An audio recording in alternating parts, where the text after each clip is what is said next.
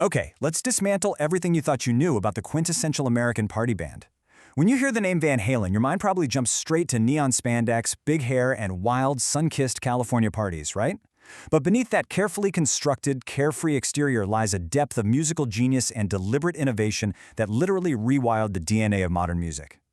So in this explainer, we're going to look past the myths and break down the absolute musical alchemy that made Van Halen a total force of nature.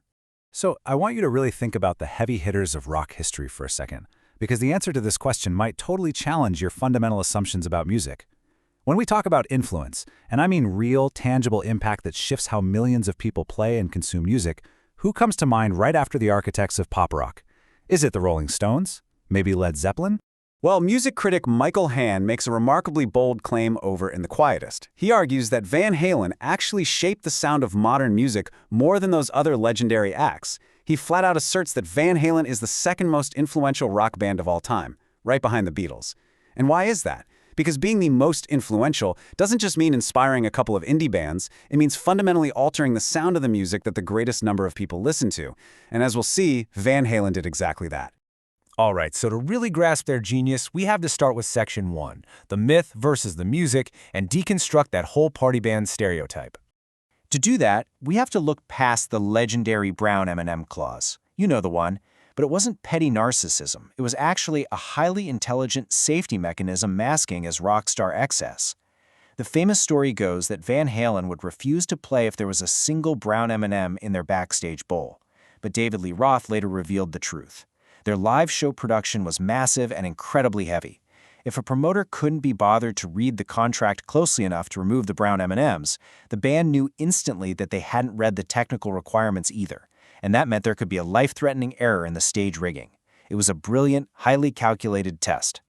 Which brings us to Section 2, Eddie's guitar revolution. Let's look at how he basically rewrote the rules of the instrument itself. Let's break down the methodical setup Eddie Van Halen used to record Eruption, which is a 1-minute and 42-second instrumental that completely changed heavy music forever. Recorded in late 1977, Eddie utilized his custom Frankenstrat guitar, and he tuned it down a half-step. He ran it through an MXR Phase 90, an Echoplex, a Univox Echo unit, and a 1968 Marshall Superlead tube amp, all of it completely saturated in the natural reverb of the Sunset Sound Studio.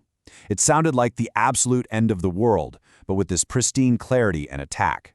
But the real crown jewel of Eruption is two-handed tapping.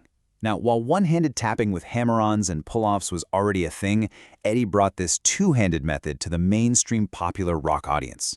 He played with the speed, structure, and precision of classical composers.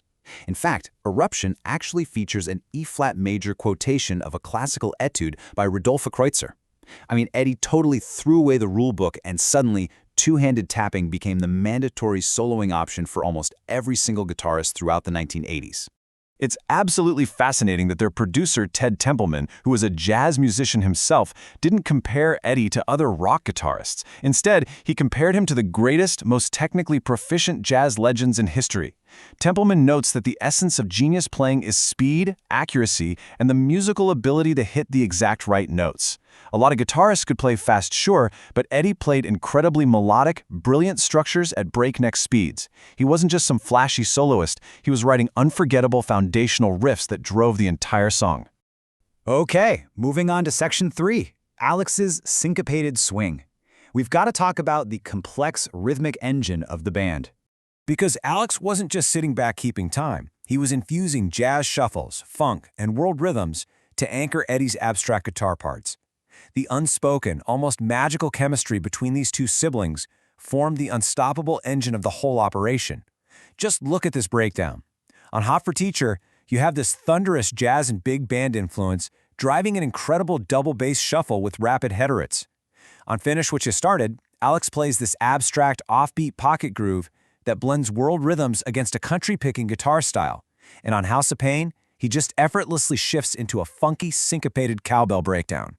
He provided this massive, swinging foundation that gave heavy rock a sense of flight it had never, ever experienced before. Now for Section 4, the brilliant jester, diving into David Lee Roth's subversive genius. Let's be real, without David Lee Roth's comedic delivery and incredibly clever songwriting, Van Halen's extreme virtuosity might have honestly been way too intimidating for the pop charts. Before Roth, heavy rock was often kind of trudging, overly serious, and hyper-obsessed with dark blues. Roth came in and brought pop sensibilities, double entendres, and this self-aware, goofy charm.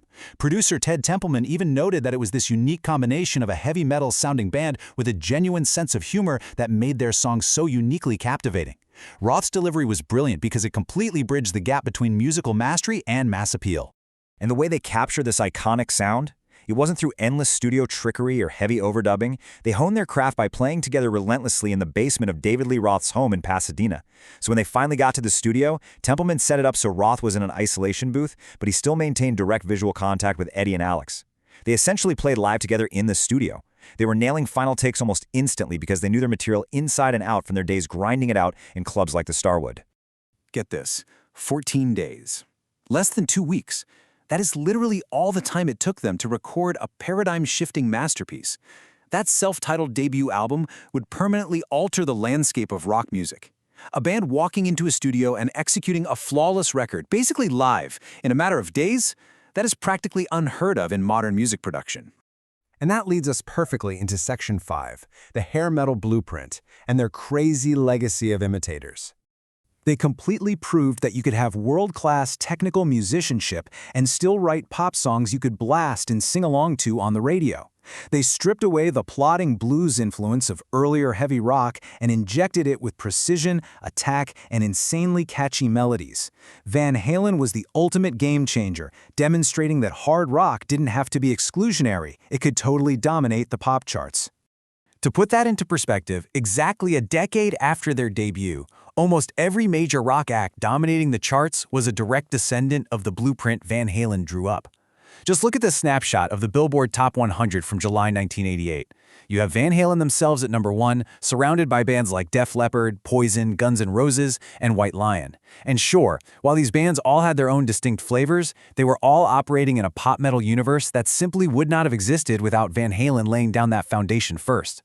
What you should really take away from this is that while their imitators often lacked their profound musical depth, or as The Guardian humorously put it, unwittingly creating music's most profitable rubbish dump, the sheer volume of copycats proves their unparalleled influence to define a generation's sound. They spawned a literal legion of mimics, but honestly, none could ever truly replicate the unique DNA of Alex's swing, Eddie's classical jazz fusion, and Roth's subversive wit. So as we wrap up this explainer, I want to leave you with this thought. The next time you hear the opening notes of Eruption or Hot for Teacher, ask yourself, are you just hearing the soundtrack to a wild California party? Or are you witnessing absolute musical alchemy? Van Halen masterfully disguised extreme classical-level virtuosity as pure, unfiltered fun. And maybe that, more than anything else, is their truest stroke of genius.